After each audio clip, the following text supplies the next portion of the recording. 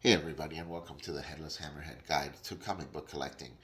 I started this channel to help newcomers in the hobby to learn all the basics so that when you walk into a comic shop or bookstore or even shop online, you don't shoot in the dark. You know at least a little bit of what's going on and what it is you're looking at, and help you decide what you will be buying, what you're looking for. So the first video here, I decided I wanted to discuss the different types of comic books that you'll be seeing. There are three basic types. The first, of course, is the regular comic book. A lot of collectors, they call them floppies because they're generally very floppy, soft cover.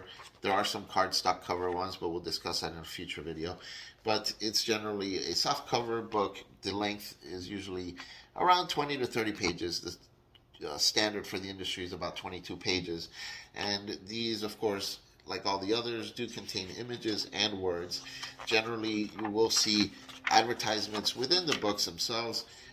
These advertisements are found usually only in comic books and not the other two types that we're going to be discussing.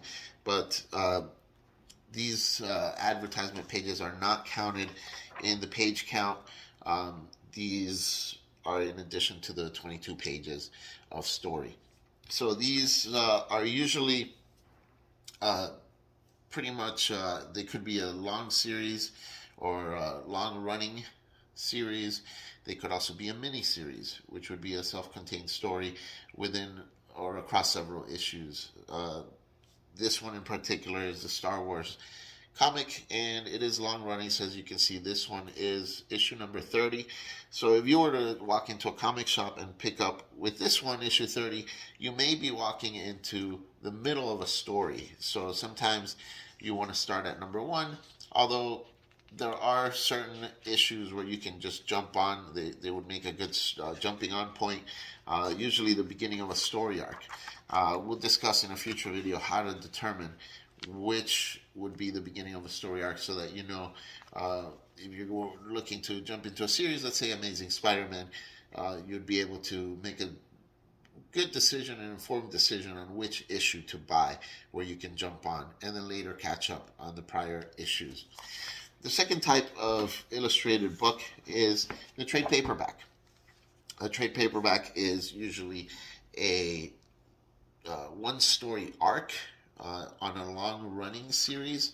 In this case, this is Bloodshot, and you can see on the spine it tells you it's volume 1, so this continues into a subsequent volume. And generally these trade paperbacks will contain between 4 and 6 comics, so this actually collects 4 to 6 of these and complete one complete story arc. Generally, these will provide a story from beginning, middle, and end, so it provides you with a satisfying ending, and they can continue. If you buy, say, volume 2, you won't generally feel like you're missing anything. You can pick up and read volume 2, then jump onto volume 3, and if you were interested, you could go back into volume 1.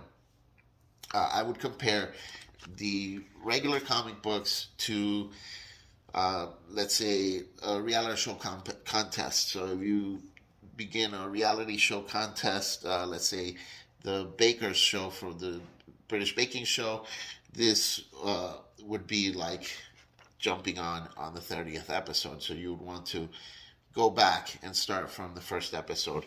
Whereas this is more like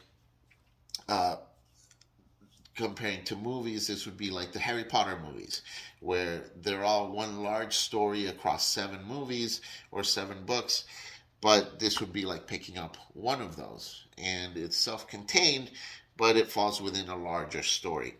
There would be other Bloodshot series which use the same characters, same world, but it's a completely different story for that character.